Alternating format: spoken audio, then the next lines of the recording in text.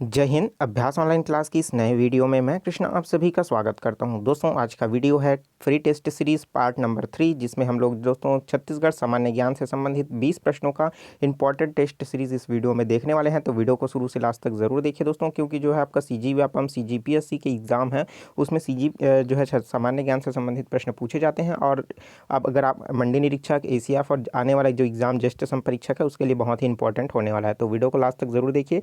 और दोस्तों एग्जाम खत्म होने के बाद इसका पीडीएफ जो है आप मेरे टेलीग्राम ग्रुप अभ्यास ऑनलाइन क्लास में जाकर के आसानी से डाउनलोड कर सकते हो। तो चलिए दोस्तों वीडियो स्टार्ट करते हैं। और इससे पहले अगर आप मेरे टेस्ट सीरीज 1 और 2 नहीं देखे हो तो मैंने नीचे डिस्क्रिप्शन में लिंक दे रखा है उसका, आप उसको ज़रूर चेकआउट कर लीजिएगा। ठीक है, तो चलिए दोस्तों वीडियो स्टार्ट करते हैं।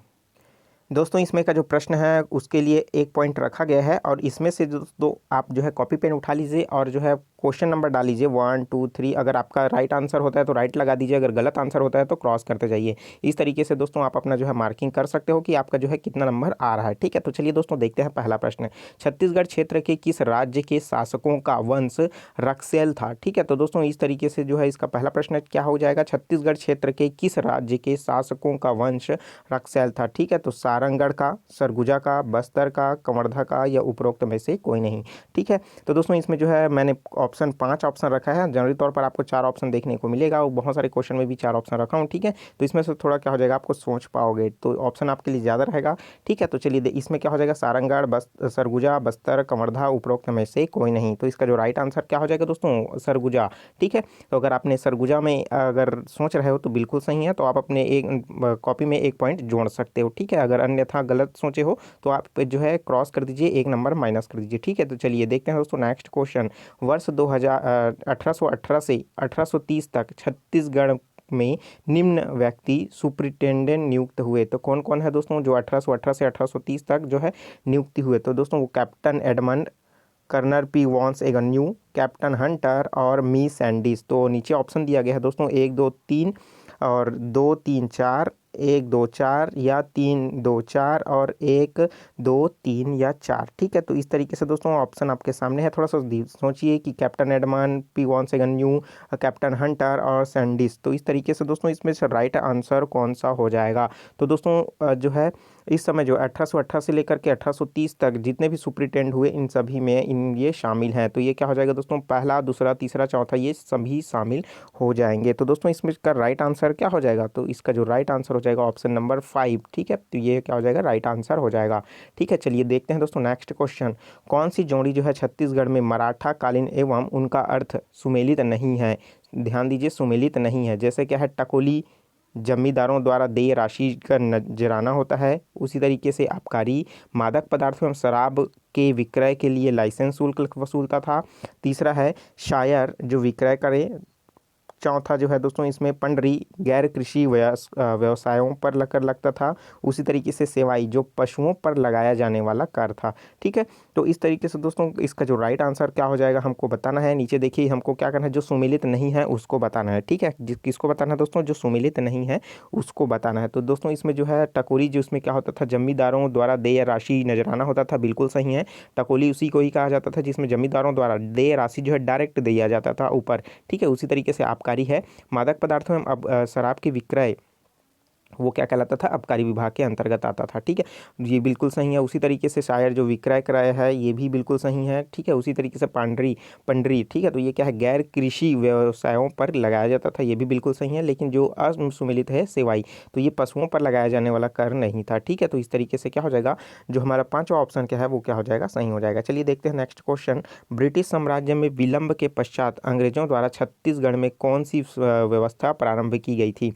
तो दोस्तों मालगुजारी व्यवस्था, ताहूददारी व्यवस्था, तालुकेदारी व्यवस्था, तहसीलदारी व्यवस्था, या इनमें से कोई नहीं। तो दोस्तों ब्रिटिश साम्राज्य के विलंब के पश्चात अंग्रेजों शासन ने दोस्तों उसमें जो अपनी व्यवस्था जमाई हुई थी जिससे क्या हो, शासन करने में आसानी हो, तो वो कौन सी व्यवस्था थी दोस्तों? इसमें जो मुख्य तौर पर अपनाया गया था वो क्या था दोस्तों, तहसीलदारी व्यवस्था। और इस तरीके तहत दोस्तों स्टार्टिंग में 3 जो है तहसील बनाया गया था। ठीक है, 3 तहसील कौन सा है आपका, रायपुर, बिलासपुर और धमतरी। ठीक है, तो इस तरीके से क्या हो जाएगा, इसका चौथा ऑप्शन जो है सही हो जाएगा। चलिए दोस्तों देखते हैं नेक्स्ट क्वेश्चन। मध्य प्रांत और बरार जिसको सेंट्रल प्रोविजन एंड बरार के नाम से जाना जाता है, तो प्रांतीय राजनीतिक परिषद के लिए अधिवेशन में प्रथम बार नरम पंथियों एवं गर्म पंथियों के बीच फूट के लक्षण कब प्रकट हुए थे? कौन सा अधिवेशन में यह फूट के लक्षण प्रकट हुए थे? तो जो रायपुर अधिवेशन, जबलपुर अधिवेशन, सागर अधिवेशन या नागपुर अधिवेशन, यहाँ पर सन भी दिया हुआ है। ठीक है, अगर सन अगर के याद होगा या फिर उसके जगह के नाम से अगर याद होगा तो इंपॉर्टेंट है आपके लिए। ठीक है, तो रायपुर अधिवेशन 1907, जबलपुर अधिवेशन 1909, सागर अधिवेशन 1911 और नागपुर अधिवेशन 1915। क्योंकि दोस्तों आपको पता है नरम दर और गर्म दर का जो है कब विभाजित हुए, तो ये जो है 1907 में जो है ये विभाजित हुए हैं। ठीक है, लेकिन इन दोनों के बीच फूट कब आता है? ठीक है, तो दोस्तों इन दोनों के जो फूट कब आता है, इसी वर्ष ही से स्टार्ट हो जाता है। तो असल में इसकी जो प्रोग्रामिंग है वो 1906 से स्टार्ट हो चुका था, लेकिन इसमें जो है बनता भी है और फूट भी होता है, और इसमें क्या होता है अलग अलग विभाजित हो जाते हैं 1907 तो रायपुर अधिवेशन में। ठीक है, तो पहला ऑप्शन सही हो जाएगा। चलिए देखते हैं दोस्तों नेक्स्ट क्वेश्चन। यह रायपुर षड्यंत्र केस के प्रमुख नायक कौन थे? बहुत ही सिंपल सा प्रश्न है और दोस्तों कई बार पूछा जा चुका है ये एग्जाम में। ठीक है, कुंज बिहारी चौबे, दशरथ लाल चौबे, रघुनंदन सिंगलौर या परसराम सोनी। इंपॉर्टेंट है दोस्तों परसराम सोनी। परसराम सोनी जो है अपने घर में जा करके कारतूसों के जो मतलब हमला करने के लिए पूरी तरीके से तैयारी कर रहा था, लेकिन मुखबिर से ही पता चल करके अपने के दगाबाजी के कारण ये जो है पूरी तरीके से पुलिस को बता दिया गया, जिसकी वजह से ये क्या हो गया, पकड़ा गया। चलिए देखते हैं दोस्तों नेक्स्ट क्वेश्चन। सूची 1 एवं सूची 2 मिलान कीजिए, जिसमें से एक तरफ दिया है दोस्तों छत्तीसगढ़ का जिला और दूसरा दिया है उसका संभाग। एकदम सिंपल सा है दोस्तों, आसानी से। जैसे बेमेतरा है कौन सा संभाग में आता है, उसी तरीके से गरियाबंद है, कोरबा है, सूरजपुर है, नारायणपुर है। तो सिंपल सा प्रश्न है दोस्तों, आप आसानी से इसको बना सकते हो। ठीक है, जैसे इसमें क्या हो जाएगा, अलग अलग जिले का नाम दिया गया है, उसमें संभाग को हमको क्या करना है, मिलाना है। तो दोस्तों आपने जो है जिला का निर्माण व्यवस्था के बारे में अगर आपको पता है तो आप आसानी से इसका जो है आंसर निकाल पाओगे। ठीक है, जैसे क्या हो गया दोस्तों, बेमेतरा का है, बेमेतरा का क्या हो जाएगा दोस्तों, दुर्ग हो जाएगा। गरियाबंद किसके अंतर्गत आता है, ये आ जाएगा आपका रायपुर के अंतर्गत। कोरबा हो जाएगा दोस्तों, ये आ जाएगा बिलासपुर के अंतर्गत। सरगुजा है दोस्तों, ये किसके अंतर्गत आएगा, सरगुजा के अंतर्गत। और नारायणपुर जो है दोस्तों किसके अंतर्गत आएगा, बस्तर संभाग के अंतर्गत आ जाएगा। चूंकि जो दोस्तों ऑप्शन में थोड़ा सा मिस्टेक हो चुका है तो इसमें से कोई ऑप्शन नहीं होगा। ठीक है, तो चलिए दोस्तों उम्मीद करता हूँ यहाँ से प्रश्न अगर आप पूछा जाएगा आप आसानी से ज़रूर बना लोगे। ठीक है, चलिए दोस्तों देखते हैं नेक्स्ट क्वेश्चन। छत्तीसगढ़ राज्य सरकार में कार्मिकों के पदों का सृजन, उत्सादन अथवा विस्तार के क्रम में किस विभाग की स्वीकृति सर्वाधिक आवश्यक होता है?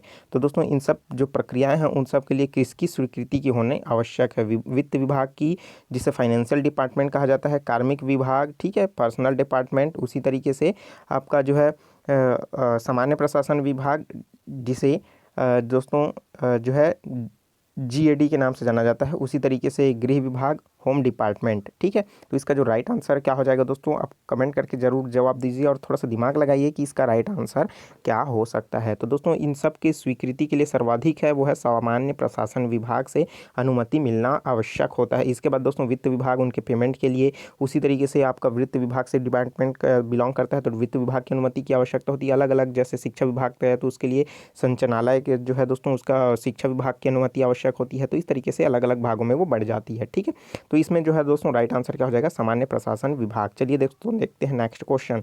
राज्य प्रशासन के मुख्य सचिव की भूमिका और पद पर विषय में सही कौन सा है हमको बताना है। ठीक है, राज्य प्रशासन के मुख्य सचिव के बारे में। ठीक है, तो वह जो है मंत्रिमंडल का सचिव होता है, वह मुख्यमंत्री का मुख्य सलाहकार होता है, वह समस्त सचिवों का मुखिया होता है, वह समस्त लोक सेवकों का मुखिया होता है। ये क्वेश्चन जो है मैंने पिछले टेस्ट सीरीज में जरूर बताया है, तो आपको जरूर पता होगा इसका राइट आंसर क्या होगा। तो दोस्तों इसका जो राइट आंसर क्या हो जाएगा, वो सभी का प्रमुख होता है, मतलब ये चारों के चारों जो है दोस्तों राइट हो जाएंगे। ठीक है, वह मंत्रिमंडल का सचिव होता है, मुख्यमंत्री का मुख्य सलाहकार भी होता है, वह समस्त सचिवों का भी मुखिया होता है, और जैसे उसी तरीके से वो समस्त लोक सेवकों का भी मुखिया होता है। इसलिए क्या हो जाएगा, पहला दूसरा तीसरा चौथा, मतलब जिसमें पहला दूसरा तीसरा चौथा, मतलब ऑप्शन नंबर 4 क्या हो जाएगा, राइट हो जाएगा। चलिए दोस्तों देखते हैं नेक्स्ट क्वेश्चन।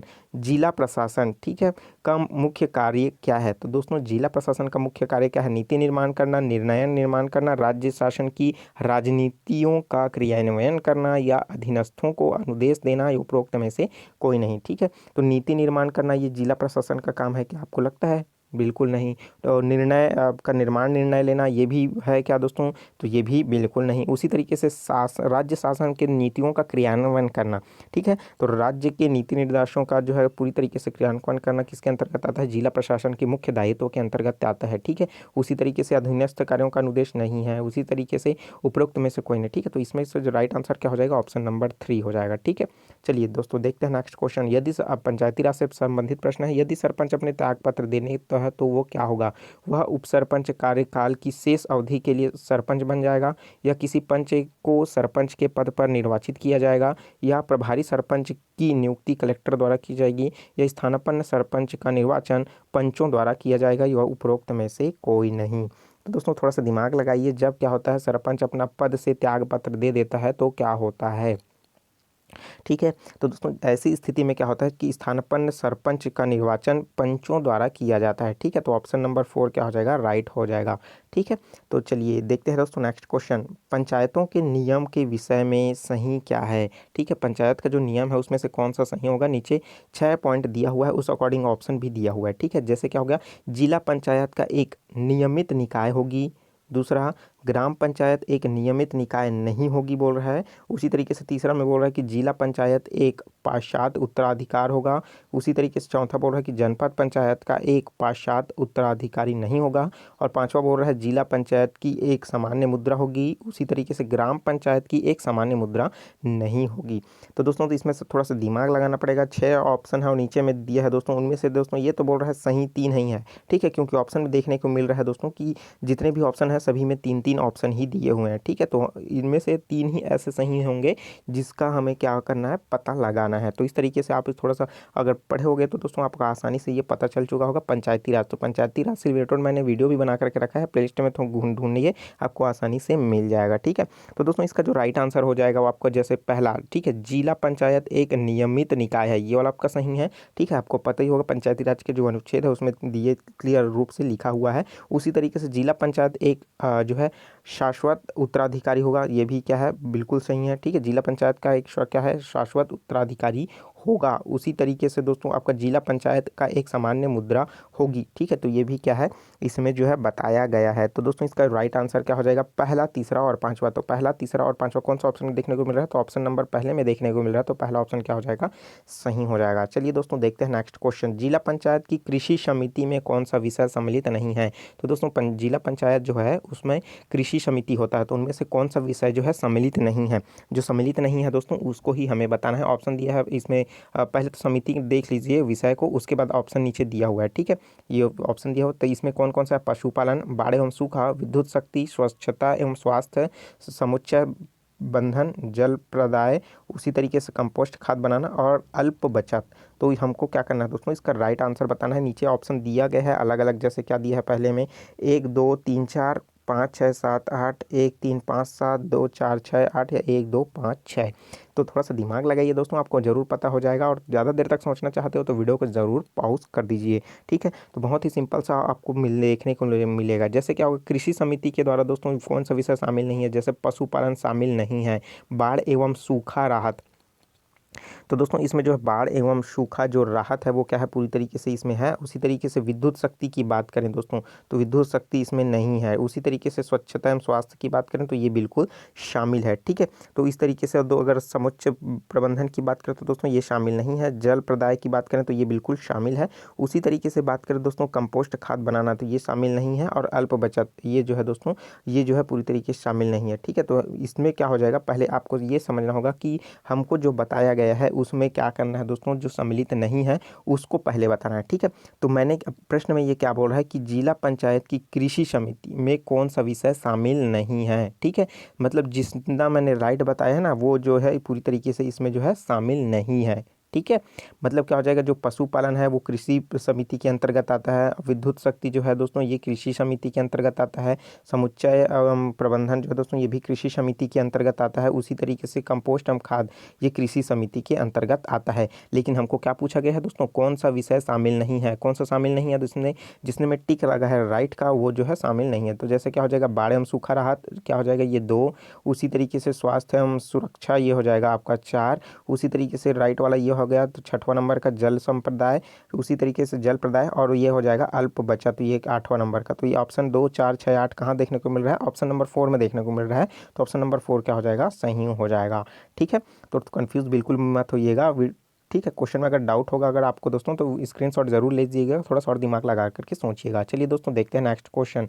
निर्देशालय का मुख्य कार्य क्या होता है? तो दोस्तों जो निर्देशालय होता है उसका मुख्य कार्य क्या है? नीति निर्माण करना, निर्णयन करना, नीति क्रियान्वयन करना, या आंकड़ा संग्रहण करना, या उपरोक्त में से कोई नहीं। तो ये भी प्रश्न इंपॉर्टेंट है दोस्तों, आपको पता होना चाहिए कि जो है दोस्तों निर्देशालय मतलब क्या करेगा दोस्तों? निर्देशित करेगा। ठीक है, निर्देशित करेगा तो नीति निर्माण करेगा क्या? नहीं करेगा। निर्णय लेगा क्या? नहीं लेगा। तो नीति क्रियान्वयन करेगा? बिल्कुल क्रियान्वयन करेगा। तो ऑप्शन नंबर 3 क्या हो जाएगा? इसका सही हो जाएगा।